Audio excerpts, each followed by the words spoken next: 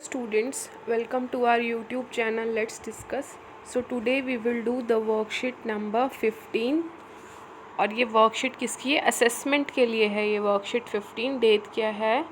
14 जनवरी 2022। Subject English. यहाँ पे आपको अपना नाम लिखना है, यहाँ पर आपको अपनी टीचर का नाम लिखना है। सो ये जो असेसमेंट है ये टोटल कितने मार्क्स का है? 10 मार्क्स का है and all questions are compulsory. इस वर्कशीट में दिए हुए जितने भी क्वेश्चंस हैं वो सभी आपको अटेम्प्ट करने हैं क्योंकि सभी कंपलसरी हैं। So let's begin. Read the passage given below and answer the questions that follow. जो आपको ये पैसेज दे रखा है बॉक्स में, इसको आपको रीड करना है, फिर क्वेश्चंस के आंसर आपको राइट करने हैं। So not from weeping nor from giving will anyone obtain peace of mind। So ये जो फर्स्ट लाइन में क्या दिया हुआ है? Not for weeping, weeping means रोना, not for grieving, grieving means दुख मनाना। Will anyone obtain peace of mind, कि रोने से, दुख मनाने से पीस ऑफ माइंड नहीं मिलेगा, मन को शांति, दिमाग को शांति नहीं मिलेगी। On the contrary his pain will be the greater and his body will suffer। सो अगर कोई परेशानी है, कोई भी आपको दुख है, तो आप अगर उसको दुख मनाओगे और ज़्यादा रोओगे तो उससे क्या होगा? आपकी जो बॉडी है वो और ज़्यादा वीक होगी, उससे पीस ऑफ माइंड नहीं मिलेगा। he will make himself sick and pale yet the dead are not saved by his lamentation। मतलब जो इंसान मर चुका है उसको आप बचा नहीं सकते। अगर कोई मर गया है, किसी की डेथ हो गई, कोई गुजर गया, तो रोने से, ज़्यादा रोने से क्या होगा? आप ही बीमार हो जाओगे, आपकी हेल्थ ही ख़राब हो जाएगी। You will be mentally and physically you will be sick. और जो डेड है वो वापस नहीं आएगा। He who seeks peace should draw out the arrow of lamentation and complain and grief. So जिसको पीस चाहिए, जिसको शांति चाहिए, उसको क्या करना चाहिए? जो एरो है लेमेंटेशन का, कंप्लेन का, ग्रीफ का, उसको निकालें। He who has drawn out the arrow, जो पेन का जो तीर है, मतलब किसी को पेन हो रहा है, उस पेन को समझ के उसमें से निकलना। And has become composed will obtain peace of mind, वही व्यक्ति खुश रह सकता है जिसने ओवरकम किया अपने सोरो को और वो फ्री हो गया किससे? सोरो से, दुख से, एंड बी ब्लेस्ड। सो ये जो पैराग्राफ है वो कौन से चैप्टर से लिया गया है? सरमन्स एट बनारस, जो कि हमने पढ़ा था अभी कुछ दिन पहले। सो ये जो पैराग्राफ है वो इस चैप्टर से लिया गया है, जो कि गौतम बुद्ध बोलते हैं किसको?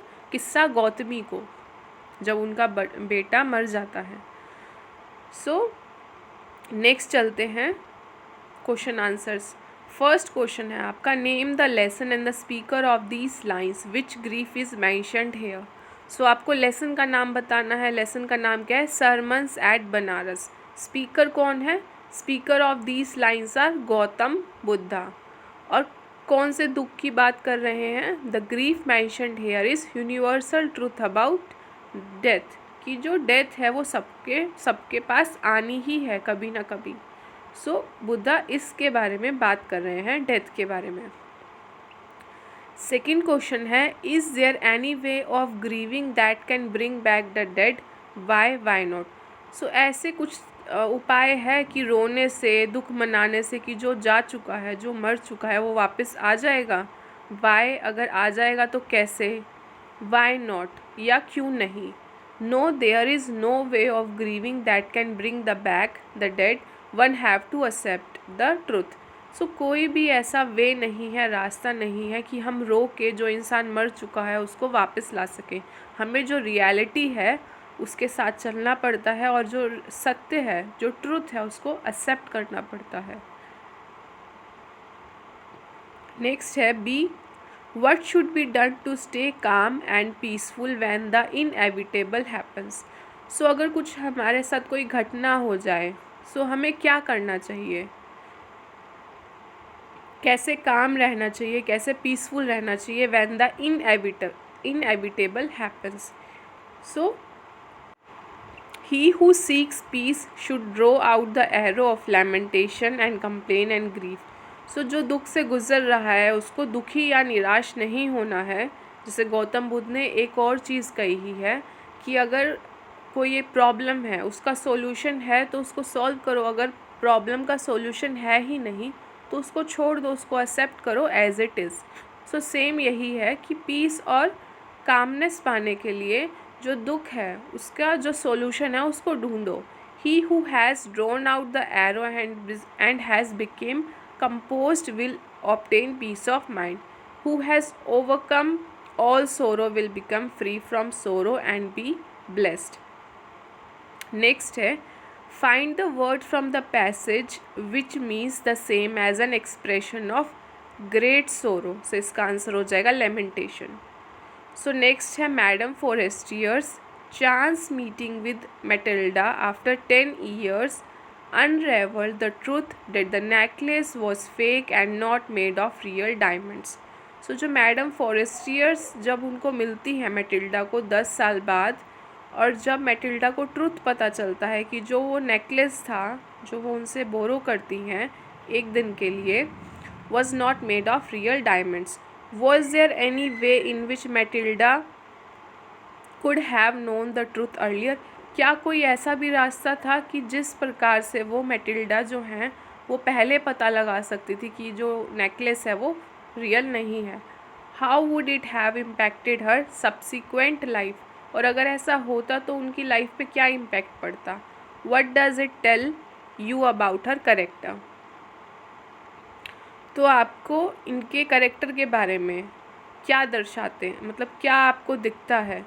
सो ऑब्वियसली कि जो मैटिल्डा थी वो अपना जो उनकी हालत, जो उनकी सिचुएशन अभी लाइफ में थी वो और ज़्यादा एजेड लगती हैं और उनकी कंडीशन वर्स हो जाती है. सिर्फ एक रात के लिए वो इतना सब कुछ करती हैं, ड्रेस खरीदती हैं और नेकलेस बोरो करती हैं, और सिर्फ उस एक रात के लिए शो ऑफ के लिए वो अपनी लाइफ ख़राब कर देती हैं.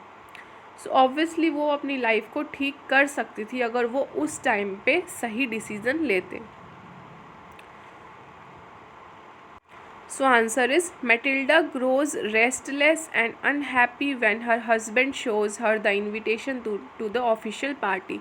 सो जो मैटिल्डा थी वो पहले से ही क्या थी, अनहैप्पी थी, because she was married to a clerk. वो एक क्लर्क से उनकी शादी हो जाती है, बल्कि जो कि उनकी जो एक्सपेक्टेशन है वो शुरू से बहुत हाई होती है, और जब उनके पास एक इनविटेशन कार्ड आता है वो खुश होने की बजाय निराश हो जाती हैं.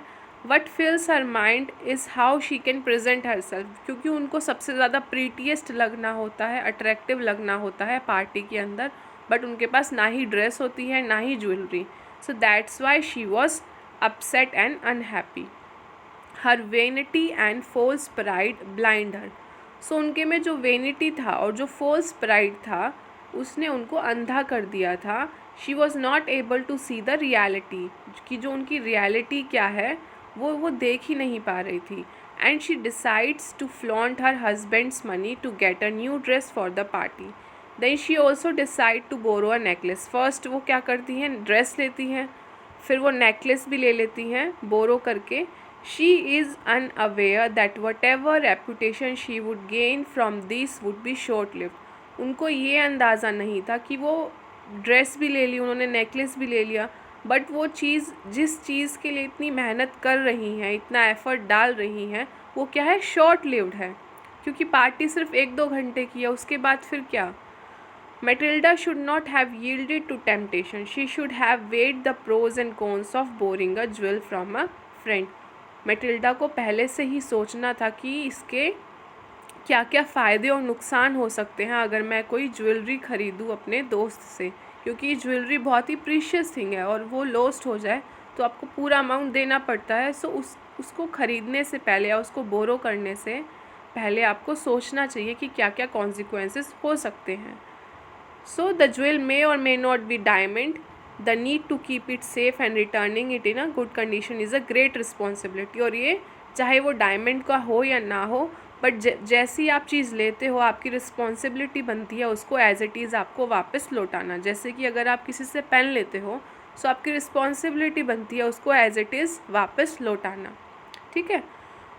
सो if she had been content with her life, she had lived with in her means without falling for false and temporary riches and could have avoided the misfortune that drawn upon her and her husband on losing the jewel. अगर वो अपनी life से ही content रहती, संतुष्ट रहती, तो वो बोरो ही नहीं करती ज्वेलरी और ना ही वो इतनी महंगी ड्रेस खरीदती। उन्होंने बिल्कुल भी नहीं सोचा और वो कंटेंट नहीं थी, अपनी लाइफ से खुश नहीं थी। जो भी आपके पास अभी है उसके साथ संतुष्ट रहिए। And she could have avoided her falling, avoided the misfortune, और जो ये मिसफॉर्चून है वो अवॉइड कर सकती थी अगर वो कंटेंट रहती अपनी लाइफ से। अब वो बचा लेती किसको, अपने हस्बैंड को, और वो खुद की जो लाइफ है जो उनकी एकदम वर्ड्स हो गई थी उनसे वो बच सकती थी। नेक्स्ट है fill in the blanks with suitable modals. So mother, Karan is 5 years old yet he can hardly speak a word in Hindi. Can is the right answer. Father, I am afraid that he may be a slow learner. Next, you should spend more time with him. Mother, could it be due to his spending a lot time with his grandparents? Friend, why do you think so? Because they always speak in Malayalam. So first का can आ जाएगा, फिर may आ जाएगा second, third should, fourth could. Okay, इसका screenshot ले लीजिएगा। सो ये जो worksheet है is completed now. If you have any doubt you can mention your queries in the comment section. सो अगर ये वीडियो अच्छा लगा इसको लाइक करिएगा, सब्सक्राइब करिएगा चैनल को, और कोई अगर प्रॉब्लम है, कोई क्वेरी है तो उसको कमेंट सेक्शन में मेंशन करिएगा। Okay, thank you.